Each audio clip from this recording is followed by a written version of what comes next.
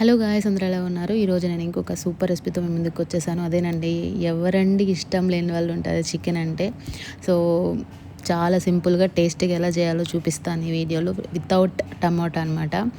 So చూసేద్దామా ఎలా చేశానో. చాలా సింపుల్ అండి. So let's get started.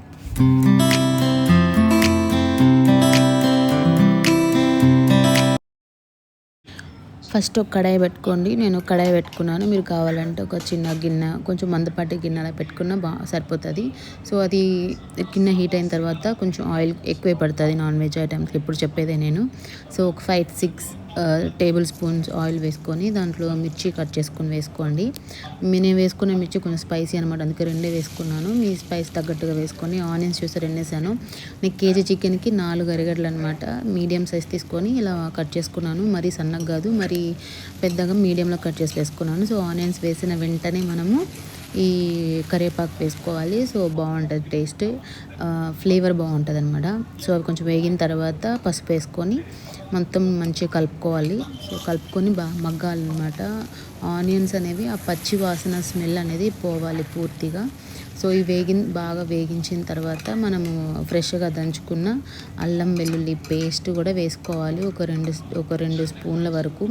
ఎందుకు అల్లం వెల్లుల్లి పేస్ట్ నేను ఎందుకు ఫ్రెష్గా నూరుకోవాలని చెప్తానంటే, ఎప్పుడైనా సో ఫ్రెష్గా నూరుకున్న అప్పుడు టేస్ట్ చూడండి. మీరు 2-3 రోజులు స్టోర్ చేసుకున్న అప్పుడు వేసుకున్న కర్రీ టేస్ట్ చూడండి, చాలా డిఫరెన్స్ వస్తుంది. సో నాన్ వెజ్ కర్రీస్ ఎప్పుడైనా సరే ఫ్రెష్గా వేసుకుంటేనే బాగుంటుంది. సో ఈ పచ్చివాసన అంతా పోయేంత వరకు మంచిగా వేయించుకోవాలి.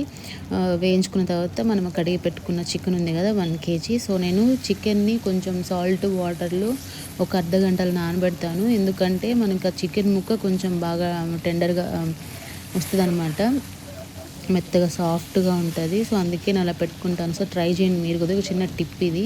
సో చికెన్ వేసుకున్న తర్వాత మళ్ళీ కొంచెం ఉప్పు ముక్కలు పట్టేలాగా వేసుకొని మొత్తం మంచిగా కలుపుకోవాలి. ఆ ముక్కలకి ఆనియన్స్, ఆ గ్రేవీ మసాలా అంతా మంచిగా పట్టాలి. సో కొంచెం ఈ ప్రాసెస్ నిదానంగా చేసుకోవాలి, కొంచెం టైం పడుతుంది. కొంచెం ఓపిక ఉండాలన్నమాట.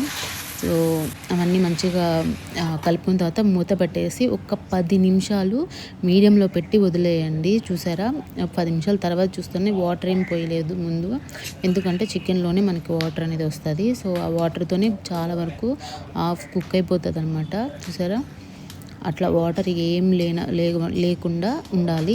సో మళ్ళీ మూత పెట్టేసుకొని మళ్ళీ ఇంకొక 2 minutes అలా పెట్టుకోండి వాటర్ ఉంటే. సో వాటర్ అన్నీ పోయి మీకు చికెన్లో నుంచి ఆయిల్ కూడా వస్తుంది.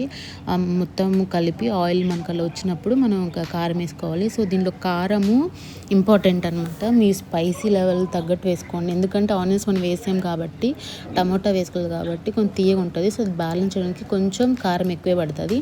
నేను ఒక 4 టేబుల్ స్పూన్ వరకు వేసుకున్నాను కారం. కొంచెం స్పైసీగానే బాగుంటుంది చికెన్ కర్రీది. దాని తర్వాత ధనియాల పొడి ఒక 2 టేబుల్ స్పూన్లు వేసుకొని మంచిగా అంతా కలుపుకోండి. కారము, ఆ ధనియాల పొడి కూడా మంచిగా ముక్కలకి పట్టి ఒక 2 నిమిషాలు మంచిగా వేగించండి. అప్పుడే మనం వెంటనే వాటర్ పోసేస్తే అంత బాగోదు. కాసేపు 2 నిమిషాలు వేయించిన తర్వాత నేను ఆ ముక్కలు మునిగేంత వరకు మరి ఎక్కువ వాటర్ వేసుకున్నా బాగోదు. సో కొంచెం ముక్కలు మునిగేంత వరకు వాటర్ వేసేసుకొని ఇంకంతే వదిలేయాలి. అంటే ఒక మీడియంలో పెట్టేసుకొని మంచిగా స్లోగా కుక్ అయితే ముక్క అనేది మంచిగా కుక్ అవుతుంది, బాగుంటుంది. ఇంకా సాల్ట్ కూడా మీ టేస్ట్ తగ్గట్టుగా అడ్జస్ట్ చేసుకోండి. ఒకసారి చెక్ చేసుకొని మూత పెట్టేసుకొని ఇంకంతేనండి. ఒక 15 minutes అట్లా సిమ్లో పెట్టి వదిలేసేయండి, దాన్ని మంచిగా కుక్ అవుతుంది అసలు.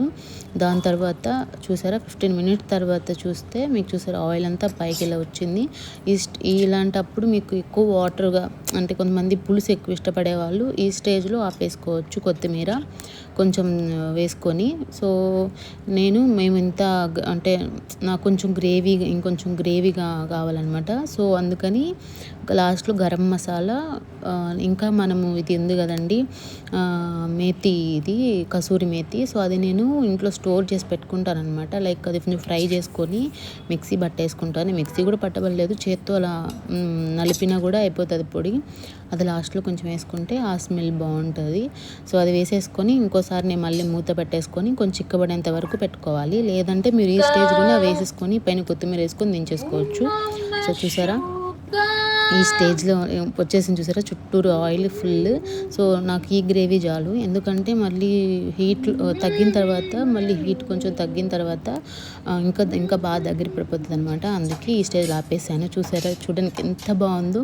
ఇంకా పైన కొత్తిమీర చల్లుకొని తినడమే. సో ఇదేనండి రెసిపీ, చాలా సింపుల్గా ఉంది కదా. మీరు ఇంట్లో ట్రై చేసి ఎలా ఉందో నాకు కామెంట్లో చెప్పండి. If you like this video please like, share, comment and do subscribe to మీ నాన్నకుట్టి. మళ్ళీ మనం నెక్స్ట్ వీడియోలో మళ్ళీ కలుద్దాం. Until then bye, see you.